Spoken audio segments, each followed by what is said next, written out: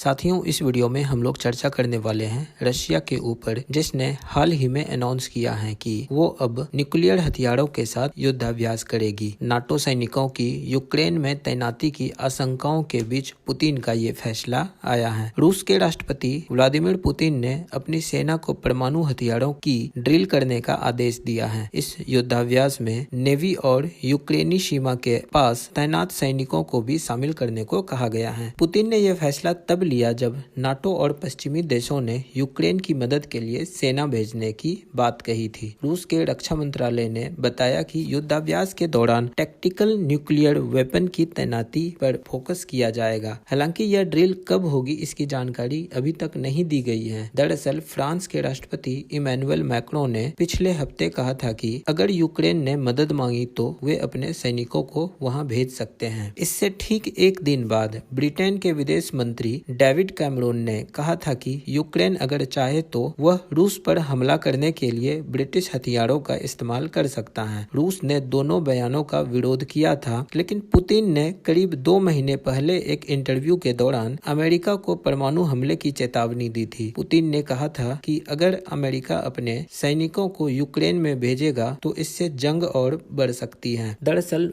रूसी news agency ने Putin से सवाल पूछा था कि क्या रूस परमाणु जंग के लिए तैयार है। इस पर रूसी राष्ट्रपति ने कहा था कि हम फिलहाल परमाणु युद्ध की तरफ नहीं बढ़ रहे हैं, हमें अब तक इसकी जरूरत नहीं महसूस हुई है, लेकिन अगर मिलिट्री या तकनीक के आधार पर कहा जाए तो हम इसके लिए तैयार हैं। अमेरिका इस बात को समझता है कि अगर उसने रूसी या यूक्रेन में अमेरिकी सैनिकों को भेजा तो रूस इस कदम को हस्तक्षेप के रूप में लेगा। इसके अलावा रूस के अलग अलग मंत्री और अधिकारी कई बार यूक्रेन को परमाणु हमले की धमकी भी दे चुका है। रूस ने बेलारूस में अपने परमाणु हथियार तैनात किए हैं, तो यूक्रेन के साथ 3 साल से जारी जंग के बीच पिछले साल 25 मार्च को रूस के राष्ट्रपति व्लादिमीर पुतिन ने बेलारूस में रूस के परमाणु हथियार तैनात करने की घोषणा की थी। पुतिन ने कहा था कि बेलारूस के राष्ट्रपति लुकाशेंको काफी समय से परमाणु हथियारों को उनके देश में तैनात करने की मांग कर रहा है। बेलारूस के साथ रूस के करीबी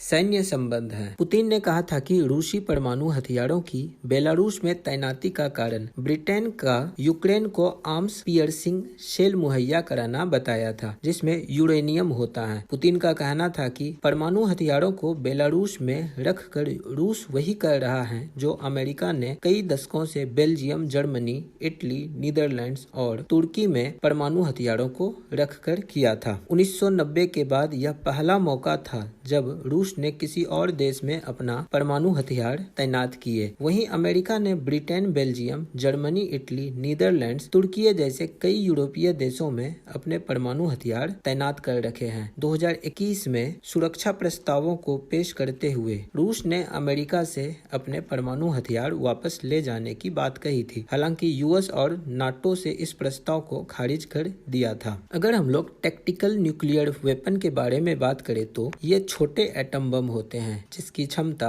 1 किलोटन से लेकर 100 किलोटन हो सकती है। हिरोशिमा पर गिराया गया एटम बम 15 किलोटन क्षमता का था। 100 किलोटन क्षमता के बम का असर 8 किलोमीटर तक होता है। ऐसे 2000 बम रूस के पास हैं और इन्हें टैक्टिकल न्यूक्लियर वेपन भी कहा जाता है। इन्हें कैलिबर मिसाइल सिस्टम SN-30 से लॉन्च किया जा सकता है। ये बम स्कंदर मिसाइल सिस्टम से दागे जा सकते हैं। रूस का father of all bomb 800 kilo Newton क्षमता का है। ये हिरोशिमा पर गिराए गए बम से करीब 3000 गुना ताकतवर है। अमेरिका के पास 1000 गुना ताकतवर वाला एटम बम फिलहाल है। तो ये है टैक्टिकल न्यूक्लियर वेपन के बारे में। अगर हम लोग हाल में फैल रहे न्यूज के बारे में बात करें तो वेरियस न्यूज आर्टिकल में ये खबर हम लोग देख सकते हैं कि रशिया के द्वारा अनाउंस किया गया है कि वो न्यूक्लियर वेपन ड्रिल्स को शुरू करेगा, लेकिन इसकी डेट को तय नहीं किया गया है। तो ये था आज का आर्टिकल्स। तो साथियों, हम लोग मिलते हैं अगली वीडियो में एक नए इंटरेस्टिंग